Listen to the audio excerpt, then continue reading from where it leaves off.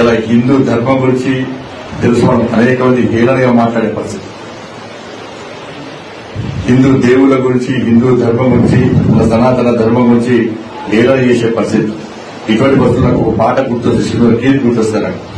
అప్పుడు నేర్చుకున్నోడికి, ఈ భూమి బిడ్డలం హిందువులమందరం కష్ట సుఖములలోన కలిసి మెలసుంటుంటే బ్రతుకు సుఖమయ్యేనురా, బంగారు కలలన్నీ పండేనురా.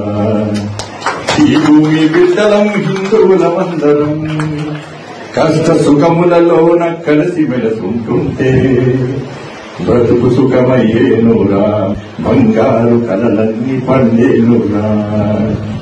ఉన్నోడు లేనోడు అన్న తేడాలు లేక అమ్మ ఒడిలో బిడ్డలాటాడుకున్నట్టు ఒక తీగ పువ్వులై ఒక పాట మాటలై కష్ట సుఖములలోన కలిసి మెలసుంటుంటే బ్రతుకు సుఖమయ్యేనురా, బంగారు కలలన్నీ పండేనురా.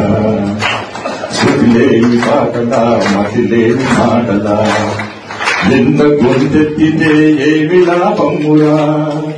నీటి చుక్కల్లాగా తాటి పూడులాగా నశించిపోకుండా నలుగురితో కలిసుంటే బ్రతుకు సుఖమయ్యేనురా, బంగారు కలలన్నీ పండేనురా.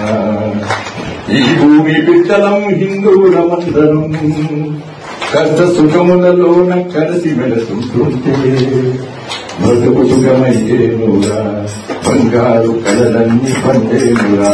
భారత్ మాతకి జై శ్రీరామ్.